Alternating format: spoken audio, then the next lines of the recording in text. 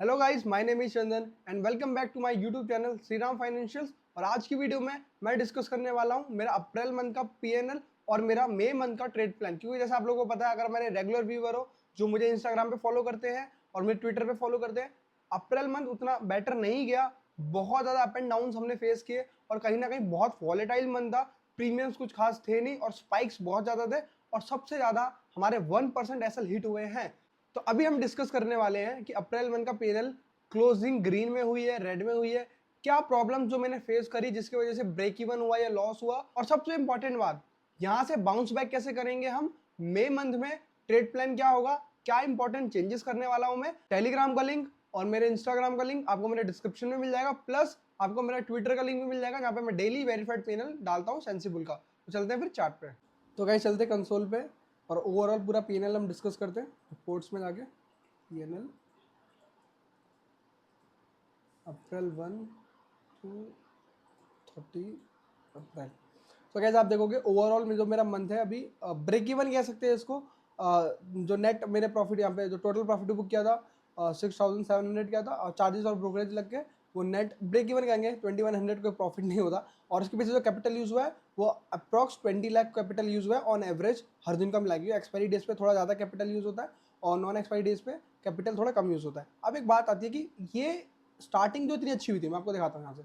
तो मंथ की स्टार्टिंग इतनी अच्छी हुई थी तो अचानक से लॉस कैसे आ गया। अगर आप देखोगे first half of April decent चल रहा था, मतलब 48,000 प्लस था ओवरऑल, आपका 2.5% प्रॉफिट चल रहा था। अचानक से ऐसा क्या हुआ कि इतने ज़्यादा स्टॉप लॉसेस हिट हुए और ये जो पीएनएल आप यहाँ पे 50,000 प्लस दिख रहे थे वो कोस्ट पे आ गया। देखोगे मतलब मिड अप्रैल में, जो मिड अप्रैल से पहले मेरा पास एक ऐसा लीट हुआ था 1% का जो 20,000 के आसपास आ रहा था। उससे पहले मतलब डिसेंट डेज आ रहे थे, ठीक ठीक प्रॉफिट्स हो रहे थे, अच्छे प्रॉफिट्स हुए, उसमें ठीक ठाक प्रॉफिट मिला। बट प्रॉब्लम कहाँ आई, देखो जब मिड अप्रैल का था, अगर मैं आज आपको पीएनएल दिखाऊं मिड अप्रैल का, तो रियल प्रॉब्लम 16 तारीख के बाद से स्टार्ट हुई। अगर आप देखोगे 16 को ही एक एसएल हुआ मेरा 1% का, फिर अगेन मेरा एक एसएल हुआ 1% का, बैक टू बैक बहुत रेयर होता था। फिर छोटे छोटे लॉसेज हुए, माइनर प्रॉफिट्स कम हुए और लॉसेज बहुत ज़्यादा हुए यहाँ पे। एक्सपायरीज जो मेरा मेन जो मेरा है ना, जो मेरी एक्सपर्टीज है वो एक्सपायरीज है और एक्सपायरीज ने कुछ खास परफॉर्म किया नहीं उसका, कंटिन्यूसली एसएल हिट हुए वहाँ पे मेरे।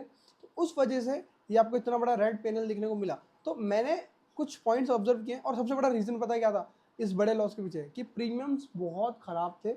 प्रीमियम्स में स्पाइक्स बहुत ज़्यादा आते हैं। आपने अगर मेरा एक्सपायरी ट्रेड की वीडियोस देखी होगी, मैं ट्राई करता हूँ कि हर बार एक्सपायरी ट्रेड करके आपको बताऊँ, लाइव ट्रेडिंग करके बताता हूँ अपने इमोशंस को, ट्रेड प्लान को, और कैसे मैं अपने रिस्क मैनेज करता हूँ या मेरी साइकोलॉजी क्या होती है जब मेरा ट्रेड M2M चल रहा होता है।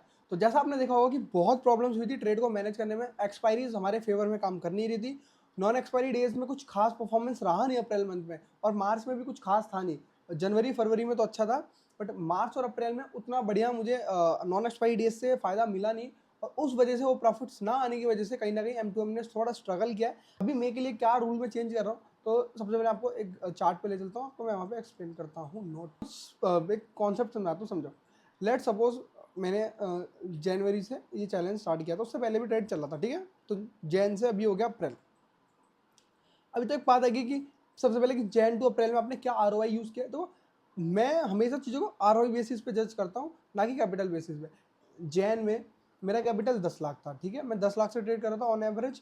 अप्रैल से मैंने कैपिटल अपना 20 लाख कर दिया, ठीक है। तो अभी आप यहाँ पे अगर M2M देखोगे या प्रॉफिट्स को देखोगे तो आपको लगेंगे वो छोटे हैं, बहुत कम है। बट आप आरओआई पे फोकस करोगे और कैपिटल एलोकेशन पे फोकस करोगे। अभी हम 20 लाख यूज़ कर रहे हैं, बट अब मैं इसको चेंज करने वाला हूँ मे की बात। अगर मैं बात करूँ भी मई की, तो मई में अब क्या चेंज करने वाला हूँ मैं, नॉन एक्सपायरी डेज पे सबसे पहले एक स्टेप बैक जाऊंगा, क्योंकि नॉन एक्सपायरी डेज अभी हमारे फेवर में नहीं जा रही। डायरेक्शनल में भी थोड़े दो 3 पॉइंट्स हैं। पहला, जो हम डायरेक्शनल ट्रेड कर रहे हैं मंडे और फ्राइडे, ठीक है, उसमें अभी फिलहाल मैं पहले 1 लॉट ले रहा था, फिर मैं 2 लॉट ले रहा था, अब मैं क्या करूँगा 3 लॉट ट्रेड करने लगूंगा। यहाँ पे थोड़ा रिस्क बढ़ा है। और जो मेरे नॉन एक्सपायरी डेज थे ट्यूसडे वेनसडे, यहाँ पे मैं क्या करने वाला हूँ, जो मैं अभी 20 लाख कैपिटल करंट यूज़ कर रहा था, अब मैं ये 20 लाख कैपिटल को दोबारा बैक करके 10 लाख यूज़ करने वाला ओनली, क्योंकि नॉन एक्सपायरी डेज पे अभी वॉलिटिलिटी है फिलहाल, जब तक प्रीमियम्स अच्छे नहीं होते कैपिटल कम यूज़ करेंगे। और यहाँ से एक और ट्विस्ट है, जो एक्सपायरी आते हैं हमारे मेन थर्सडे अभी ट्रेड कर रहे हैं, जहाँ पे अभी हम 20 लाख यूज़ कर रहे थे क्योंकि हमने कैपिटल बढ़ाया था अप्रैल में, तो अब इसको हम बढ़ा के 30 लाख करने वाले हैं, क्योंकि हम मोस्टली रिस्क अब एक्सपायरी पे लेंगे और डायरेक्शनल पे भी थोड़ा रिस्क बढ़ा है। नॉन एक्सपायरी डेज जो अभी हमारे फेवर में काम नहीं कर रही, उसको अभी थोड़ा कैपिटल एलोकेशन वहाँ पे कम करेंगे। अब आपको चीज़ समझनी पड़ेगी कि कैसे एक्चुअली में चीज़ें प्लान की जाती है और कैसे ट्रेड किया जाता है। आपको एनालाइज करना पड़ेगा अपने हर मंथ के परफॉर्मेंस को और उसके बेसिस पे आप डिसीजंस लोगे। आप ऐसा ट्रेड नहीं कर सकते कि आपने देखा कि मैंने चलो आपको दिखाता हूँ। अगर आप जैन से देखोगे, अभी जैन से पहले मार्च तक देखोगे, जैन से अगर मार्च तक का परफॉर्मेंस देखोगे तो आपने क्या देखा कि यहाँ पे 9.5% नेट में बना, क्योंकि 10 लाख कैपिटल यूज हुआ था और नेट में 8% बना, मतलब एक क्वार्टर में 8% बना, बहुत डिसेंट है। बट यहाँ पे देखो सस्पेंस क्या है कि अब मार्च में तो कुछ कमाया है नहीं, अच्छा जनवरी फरवरी में बहुत अच्छा प्रॉफिट किया 10%, ठीक है। और मार्च के मैं अगर पीएनएल में आपको दिखाऊं मार्च का, तो आप सरप्राइज हो जाओगे, मतलब कहोगे यार मार्च में तो कुछ कमाया ही नहीं, मार्च में तो आपने लॉस में किया। और कुछ मेरी साइड से भी गलती हुई थी मार्च में, तो मार्च हमने क्लोज किया था कहीं ना कहीं 8,500 पे लॉस में, जो हमारा 0.8 बनता है 10 लाख कैपिटल के बेसिस पे। तो आप समझो मार्च में कुछ नहीं कमाया और फेब में भी कुछ नहीं कमाया। अगर मैं मार्च और फेब का परफॉर्मेंस आपको दिखाऊं तो लास्ट 2 महीनों से ट्रेडिंग में कुछ खास कमाया नहीं है, नेट हम 6,000 रुपये लॉस में ही है 2 महीनों में, और उससे पहले 2 महीनों में हमने अच्छा कमाया। तो एक सीखने वाली बात क्या आती है, 2 चीज़ सीखने आती है। देखो जब आपका अच्छा टाइम चल रहा था आपने कितना कमाया, हमने उस टाइम अप्रोक्स 10% कमाया। अभी जब हमारा बुरा टाइम चल रहा है, हमारी स्ट्रेटजीज हमारे फेवर में काम नहीं कर रही और प्रीमियम्स उतने अच्छे नहीं है, हमने लॉस कितना किया, हमने 1% भी लॉस नहीं किया। तो आपको ये चीज़ समझनी पड़ेगी, risk reward is the key to success in trading. अगर आपका रिस्क रिवॉर्ड आपके फेवर में काम नहीं है, जब कमा रहे हो तो अच्छा कमाया, लॉस जब बुरे दिन आए हमारे तो हमने 1% भी लॉस नहीं किया अभी तक। माना 2 महीने हमारे खराब हो गए, बट अपकमिंग मंथ्स में हम वो रिकवर कर लेंगे, क्योंकि अभी कैपिटल एलोकेशन और चीज़ों में थोड़ा सा ध्यान देके, क्योंकि जो हमारी कमियां हैं हम उसको सुधार रहे हैं, उस पर काम कर रहे हैं। जो हमारी एक्सपर्टीज है, जो हमारे फेवर में चीज़ें काम कर रही हैं, उसमें हम और कैपिटल ऐड कर रहे हैं, उससे हमारा आरओआई स्पाइक करेगा और आरओआई में और अच्छे रिटर्न देखने को मिलेंगे। तो फिलहाल मेरा अभी शॉर्ट टर्म में यही टारगेट है। जैन और फेब डिसेंट गए थे, अच्छे गए थे।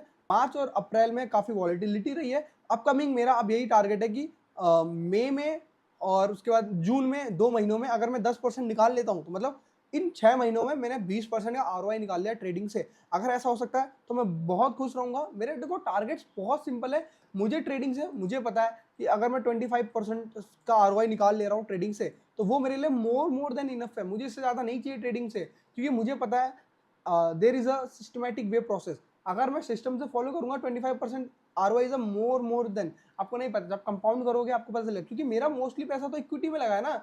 अभी इक्विटी का मार्केट परफॉर्म नहीं कर रहा। अगर यहाँ पे देखोगे आप ऑलमोस्ट 40 लाख डाल रखे हैं ऑलमोस्ट, ठीक है, एक राउंड फिगर लेके चलो। अभी पोर्टफोलियो स्टॉक्स मार्केट आपको पता है निफ्टी क्या है, निफ्टी परफॉर्म नहीं कर रहा ना। निफ्टी ने थोड़ी बहुत रिकवरी करी, पोर्टफोलियो डाउन चला गया, आपको पता है 10% पोर्टफोलियो डाउन गया था, वहां से पोर्टफोलियो रिकवर हुआ, मार्केट भी अभी रिकवर हुआ है। अब अगर आप देख रहे हो तो जब तक मार्केट में मोमेंटम नहीं आएगा, पोर्टफोलियो में कुछ खास मोमेंटम नहीं आने वाला, क्योंकि मार्केट कंसोलिडेट कर रहा है। प्लस निफ्टी आपको यहाँ पे थोड़ा साइडवेज दिख रहा है, बट आपको अगर देखो ना मिड कैप और स्मॉल कैप में उतनी, अगर आप मिड कैप इंडेक्स देखोगे तो उतनी खास रिकवरी नहीं हुई है मिड कैप में। प्लस कंसोलिडेशन है, स्टॉक्स उतने अच्छे मूव नहीं कर रहे हैं। स्मॉल कैप देखोगे आप,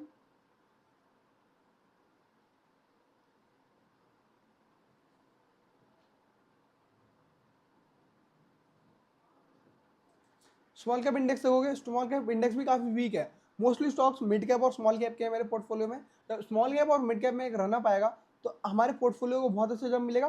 पोर्टफोलियो का जो मेरा टारगेट है इस साल का, अगर मेरा पोर्टफोलियो मार्केट जिस हिसाब से मैं सोच रहा हूँ और मार्केट में रैली आती है, लाइफ टाइम हाई टच करता है निफ्टी, और उसके बाद भी 30,000 कहीं ना कहीं मैं देख रहा हूँ निफ्टी को। अगर चीज़ें बेटर होती है, ये जो भी वॉर सिनेरियो चल रहा है जल्दी जल्दी सॉर्ट आउट हो जाए और चीज़ें ज़्यादा कॉम्प्लेक्स ना हो यहाँ से, मतलब थोड़ी ईजी रहे, रिजल्ट थोड़े अच्छे आएंगे, तो मैं कहीं ना कहीं निफ्टी को यहाँ पे इस साल के एंड में कहीं ना कहीं 20% का डिसेंट मूव एक्सपेक्ट कर रहा हूँ, 20-22% का, तो 30,000 के आसपास आता है।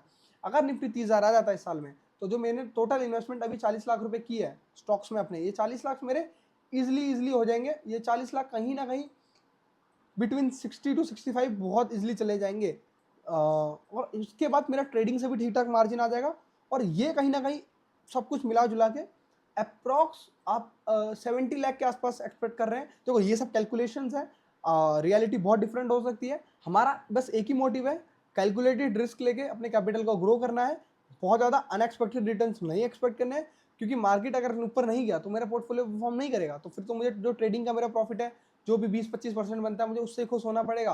तो क्या ये चैलेंज इतनी आसानी से पूरा हो जाएगा? नहीं हो पाएगा। देखो 40 लाख से 1 करोड़ बनाना इज नॉट अ जोक, बहुत टफ होता है। प्लस अगर ये बुल मार्केट होता तो ये बहुत इजीली भी हो सकता था, बट अभी इस टाइप के मार्केट में बहुत ज़्यादा प्रेशर आ जाता है। और गाइस ट्रांसपेरेंसी के लिए आप मेरा ट्विटर देख सकते हो, मैंने यहाँ पे फाइनेंशियल ईयर के भी अपडेट दे दिया था, और प्लस हर मंथ का भी आपको अपडेट देता हूँ यहाँ पे क्या अपडेट, और डेली वेरीफाइड पिनल देता हूँ आपको। मैं यहाँ पे हमेशा वेरीफाइड पिनल दिखाता हूँ। तो सबसे बड़ी बात है कि जो भी सोर्सेज आप देख रहे हो, मैं प्रॉफिट कर रहा हूँ, लॉस कर रहा हूँ, लॉसेज भी डाला, प्रॉफिट हुआ, थोड़ा पर्सनल लाइफ हुआ, वो भी सब कुछ डालता हूँ ट्विटर पे। प्लस इंस्टाग्राम का लिंक तो मेरे आपको डिस्क्रिप्शन में मिल जाएगा, उसमें तो A to Z टोटल आपको बेस्ट मेरा अपडेट मिलता है इंस्टाग्राम पे। उसमें डेली मैं रील्स बना के अपडेट देता हूँ, आज का प्रॉफिट लॉस क्या रहा, आज प्रॉफिट बुक क्या, लॉस बुक क्या, मेरी पर्सनल लाइफ में क्या चल रहा है, मैं चीज़ें कैसे प्लान कर रहा हूँ, तो सब कुछ आपको वहाँ देखने को मिल जाएगा। सो गाइस अगर वीडियो अच्छा लगा तो वीडियो को लाइक करना, चैनल को सब्सक्राइब करना, क्योंकि ट्रेडिंग इज़ नॉट ईजी। आपको बहुत सारे डाउन से निकलना पड़ेगा, अप एंड डाउन आएंगे लाइफ में। इट्स नॉट अबाउट जस्ट आपने पैसा डाला और पैसा बना लिया, तो उसके पीछे प्रोसेस होता है, पूरा ट्रेड प्लान होता है, आपकी स्ट्रेटजीज होती है, सब कुछ आपको कंबाइन करके तब पैसा बनता है। ट्रेडिंग इतना इजी नहीं है जितना आपको सोशल मीडिया पे दिखाया जा रहा है कि आप जॉब अपनी क्विट कर दो और ट्रेडिंग करने लग जाओ, 5-10 हज़ार का कोर्स ले लो, तो ऐसा कुछ नहीं होता। ट्रेडिंग की रियलिटी बहुत डिफरेंट है। आप हर मंथ पैसा नहीं कमा पाओगे ट्रेडिंग में। आपको बस फोकस करना है कि आप साल का कितना कमा रहे हो, आपने क्या जो बेसिक जो आपके इंडेक्स है, आपका जो बेंचमार्क है, क्या आपने उसको बीट किया है। अगर आप उसे बीट कर पा रहे हो, आप अच्छे